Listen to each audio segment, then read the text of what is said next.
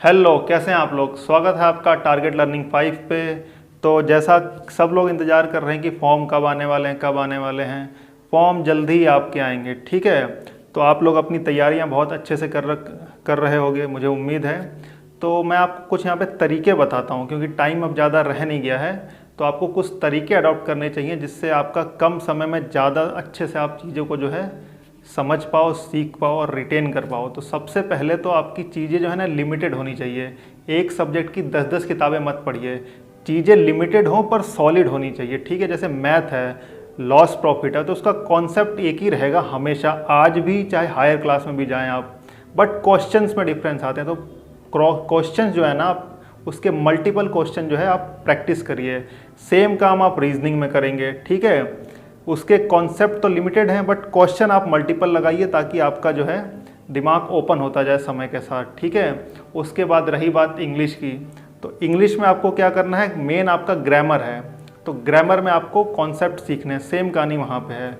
और जीके में आपका सिंपल सी एक ट्रिक है कि प्रीवियस ईयर के क्वेश्चन को एनालाइज करके उसके बाद जो है आप अपनी आगे की स्ट्रेटेजी बनाइए। तो कंटेंट को लिमिटेड रखिए और उसको अच्छे से पढ़िए, ताकि एग्ज़ाम से पहले उसको आप रिवाइज कर पाएँ। तो सबसे पहला कॉन्सेप्ट क्या है कि चीज़ें आपकी लिमिटेड होनी चाहिए, मल्टीपल प्रैक्टिस होने चाहिए। उसके बाद आपका उसका क्या होना चाहिए, रिवीजन। सबसे पहले आप कंटेंट लिमिटेड रखिए, उसके बाद उसको आप रिवाइज करिए।